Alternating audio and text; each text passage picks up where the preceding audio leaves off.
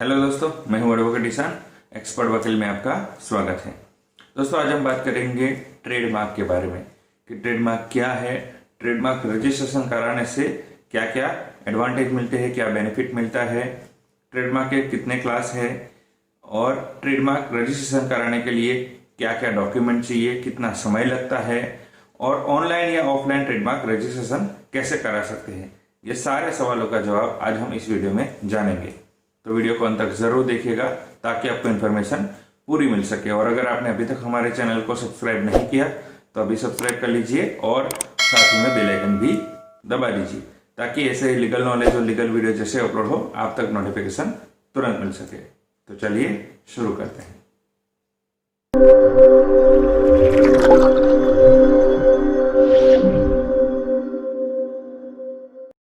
तो फ्रेंड्स, जब भी कोई कंपनी होती है तो उसका नाम है या फिर उसका जो लोगो है या फिर सिंबल है या फिर उसकी डिजाइन है या फिर उसकी टैगलाइन या स्लोगन है, तो उससे इसकी जो कंपनी होती है उसकी एक आइडेंटिटी, एक ब्रांडिंग क्रिएट होती है।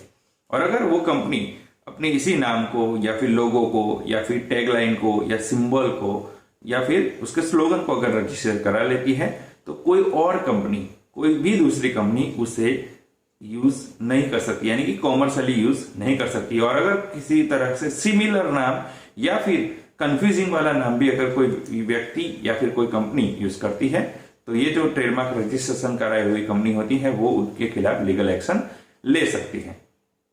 अब ट्रेडमार्क कराने से सबसे एडवांटेज क्या होता है? तो सबसे पहला एडवांटेज होता है कि ट्रेडमार्क रजिस्ट्रेशन कराने से आपका जो नाम है या फिर आपका लोगो है या फिर आपका सिंबल है या फिर टैगलाइन है या स्लोगन है या आपकी डिजाइन है, तो रजिस्ट्रेशन एक जगह पर होता है लेकिन आपको प्रोटेक्शन उसका कई जगह पर मिलता है। जैसे कि ऑडी है या एप्पल है या फिर ओला उबेर है, तो उसका रजिस्ट्रेशन किसी एक देश में हुआ है लेकिन उसे मल्टीपल कंट्रीज में उसे प्रोटेक्शन मिला हुआ है कि आप इसी तरह के नाम या इससे रिलेटेड या इससे सिमिलर या कंफ्यूजिंग वाले नाम आप ट्रेडमार्क नहीं करा सकते हैं। तो ये सबसे बड़ा बेनिफिट होता है।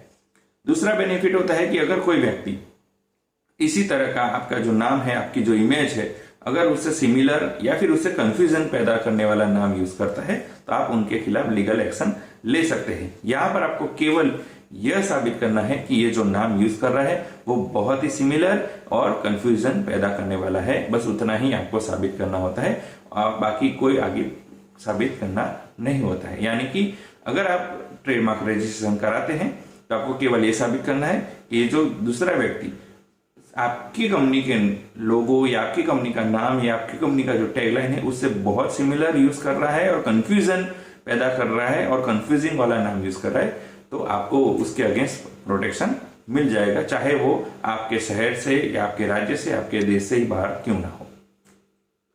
अब बात करते हैं कि ट्रेडमार्क रजिस्ट्रेशन किन किन तरह से किया जा सकता है। तो ट्रेडमार्क रजिस्ट्रेशन दो तरह से किया जा सकता है। आप ऑनलाइन भी कर सकते हैं और ऑफलाइन भी कर सकते हैं। ऑफलाइन में आप प्रोफेशनल या फिर किसी एडवोकेट की हेल्प ले सकते हैं और आप चाहे तो अपनी तरह से भी आप अप्लाई कर सकते हैं। यहाँ पर आपको प्रोफेशनल और एडवोकेट की हेल्प इसलिए लेनी चाहिए क्योंकि वो डेली इस पे वर्क करते हैं तो कि उनको पूरी बारीकी की डिटेल होती है। अगर आपको कम जानकारी है तो इससे आपको मिस्टेक हो सकती है या फिर आपका जो ट्रेडमार्क का है उसमें प्रोसेस में रुकावट आ सकती है। इसके लिए आपको प्रोफेशनल या फिर किसी एडवोकेट की हेल्प लेनी चाहिए। ऑनलाइन के बारे में हम आगे इस वीडियो में जानेंगे। अब ट्रेडमार्क के क्लास के बारे में बात करें तो ट्रेडमार्क के टोटल 45 क्लासेस है, जिनमें से 1 से लेकर 35 क्लास है वो गुड्स के लिए अवेलेबल है और 36 से 45 क्लास है वो की सर्विस ट्रेडमार्क रजिस्ट्रेशन के लिए अवेलेबल है। अब यहाँ पे सबसे बड़ा बेनिफिट ये है कि आप एक से ज्यादा क्लासेस में भी आप ट्रेडमार्क रजिस्ट्रेशन के लिए अप्लाई कर सकते हैं। यहाँ पर ऐसा नहीं है कि केवल आप पर्टिकुलर एक ही क्लास में ट्रेडमार्क रजिस्ट्रेशन के लिए अप्लाई कर सकते हैं। अगर आप चाहे तो मल्टीपल यानी एक से ज्यादा क्लास में भी आप ट्रेडमार्क रजिस्ट्रेशन के लिए आप अप्लाई कर सकते हैं। जो बड़ी बड़ी कंपनियां होती हैं वो अक्सर ये करती है कि बहुत सारे क्लासेस में वो अपना नाम या फिर अपना लोगो है वो ट्रेडमार्क रजिस्ट्रेशन करा लेती है ताकि कोई और व्यक्ति या फिर कोई और कंपनी उसी नाम से दूसरे क्लास में ये यूज न कर सके। अब बात करते हैं कि ट्रेडमार्क रजिस्ट्रेशन के लिए चार्जेस क्या है, फीस क्या है। तो देखें, ट्रेडमार्क रजिस्ट्रेशन में अगर न्यू स्टार्टअप है या एमएसएमई है या स्मॉल स्केल कंपनी है, स्मॉल इंडस्ट्री है, तो उसके लिए जो फीस है वो 4,500 यानी कि 4,500 रुपीज फी है। अगर कंपनी की साइज बड़ी है तो ये फी है वो थोड़ी बढ़ जाती है। अब बात करते हैं कि ट्रेडमार्क रजिस्ट्रेशन के लिए डॉक्यूमेंट कौन कौन से रिक्वायर रहेंगे। तो डॉक्यूमेंट में बेसिकली कंपनी का नाम, कंपनी का लोगो, बेसिक कंपनी की जो पूरी इंफॉर्मेशन होती है वो, और आपके पर्सनल केवाईसी इंफॉर्मेशन भी उसमें जरूरत होती है, जैसे कि आप नाम है, एड्रेस है, रेसिडेंशियल एड्रेस है, कंपनी का एड्रेस है, नेशनलिटी है, तो बहुत जो सारे केवाईसी जो फॉर्म होते हैं वो, और कंपनी से रिलेटेड जो डॉक्यूमेंट होते हैं वो सारे डॉक्यूमेंट ट्रेडमार्क रजिस्ट्रेशन के लिए जरूरी होते हैं। अब फीस भर दी, डॉक्यूमेंट भी तैयार हो गए, तो कितने समय में ट्रेडमार्क रजिस्ट्रेशन कंप्लीट हो जाता है। तो देखिए, इसमें बता दूं कि ट्रेडमार्क रजिस्ट्रेशन का जो प्रोसेस है उसे पूरा कंप्लीट होने में तकरीबन 1.5 से 2 साल तक का समय लग जाता है।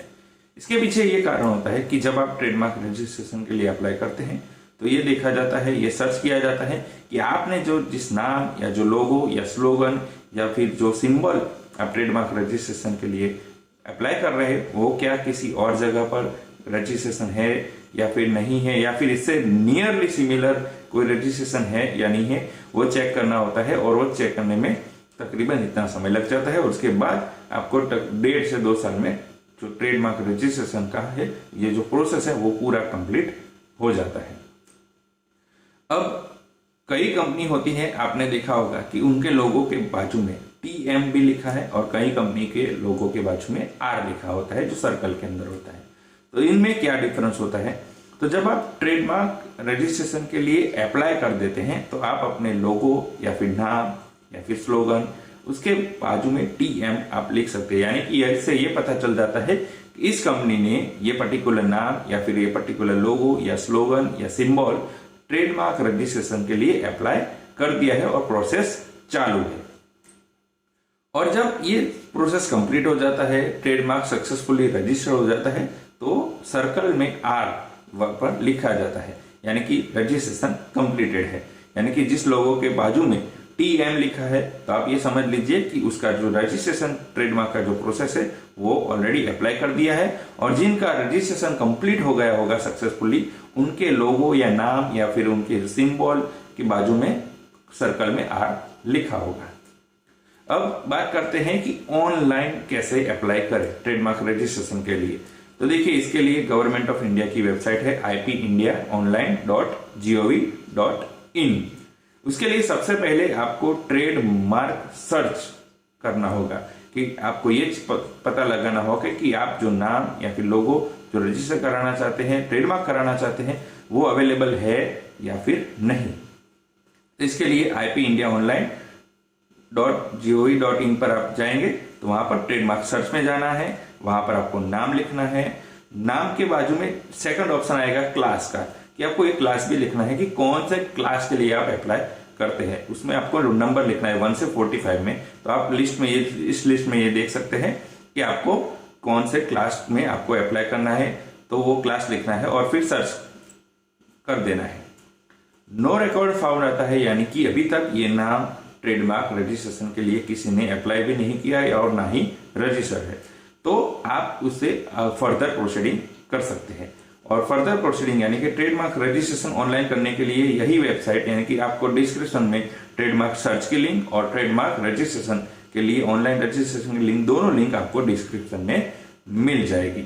वहां पर आपको एक आईडी क्रिएट करना है और उसके बाद जो प्रोसीजर है, जो सारे फॉर्म है, वो पूरा फॉर्म फिलअप करना है, तो आपका जो ट्रेडमार्क ऑनलाइन रजिस्ट्रेशन है वो प्रोसेस कंप्लीट हो जाएगा।